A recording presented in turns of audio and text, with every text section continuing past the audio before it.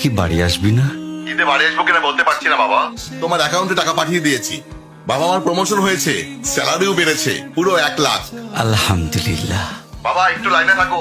বাবা, তুমি তো বলেছিলে পিতৃঋণ কখনো শোধ হয় না। তুমি 26 বছরে আমার পিছনে যত টাকা খরচ করেছো, তুমি কি জানো আগামী 5 বছরে সেই টাকা তোমায় ফিরিয়ে দিতে পারবো? আমার এখন স্যালারি মাসে 1 লক্ষ টাকা বাবা। ও, এই কথা। তাহলে শোন, তোকে একটা গল্প বলি। বলো বাবা। তোর বয়স যখন 4, তখন আমার বেতন 3000 টাকা। 1200 টাকা ঘর ভাড়া দিয়ে 1800 টাকায় চলে সংসার।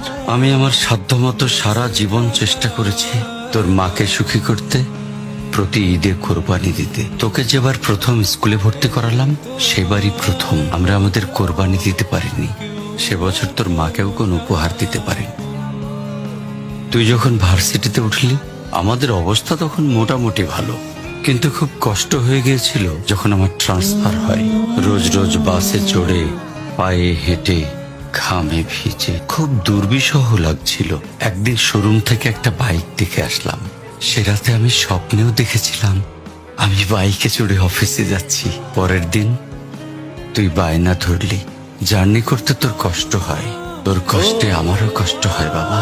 আমি বাইকটা তোকে কিনে দিয়েছিলাম। তুই এখন লাখ টাকা বেতন পাচ্ছিস, কিন্তু মনে করে দেখ, অন্য মাইনে দিয়ে ব্র্যান্ড নিউ মোবাইলে হেডফোন কানে লাগিয়ে সারা রাত গান শুনেছিস, পিকনিক করেছিস, ট্যুর করেছিস। তোর প্রতিটা দিন ছিল স্বপ্নের মতন।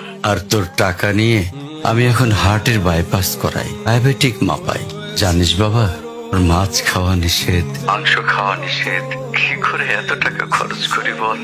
তোর টাকা নিয়ে তাই আমি কল্পনার হাট বসাই। আমি বাইক চালিয়ে সারা শহর ঘুরে বেড়াই, বন্ধুদের নিয়ে সিনেমা দেখতে যাই। তোর মার হাত ধরে চাঁদনি পশরের সেন্ট মার্টিনের বালুচরে হেঁটে বেড়াই। চুপ করো বাবা প্লিজ, আমি তোমার কাছে চলে আসবো। তোমার টাকা না, আমি তোমার ভালোবাসা তোমায় ফিরিয়ে দিব বাবা। বোকা ছেলে, বাবাদের ভালোবাসা কখনো ফিরিয়ে দেয়া যায় না।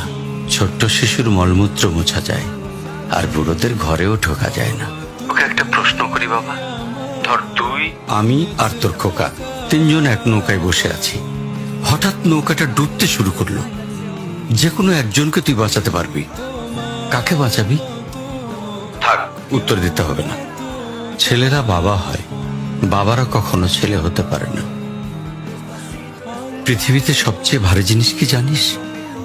পিতার কাঁধে পুত্রের লাশ। আমি শুধু জায়নামাজে বসে একটা জিনিস চাই, আমার কবরের ঘরটায় যেন আমি আমার ছেলের কাঁধে চড়ে যাই। তাহলেই তুই একটা ঋণ শোধ করতে পারবি, তোকে কোলে নেয়ার ঋণ। বাবাদের ঋণ কোনোদিন শোধ করা যায় না।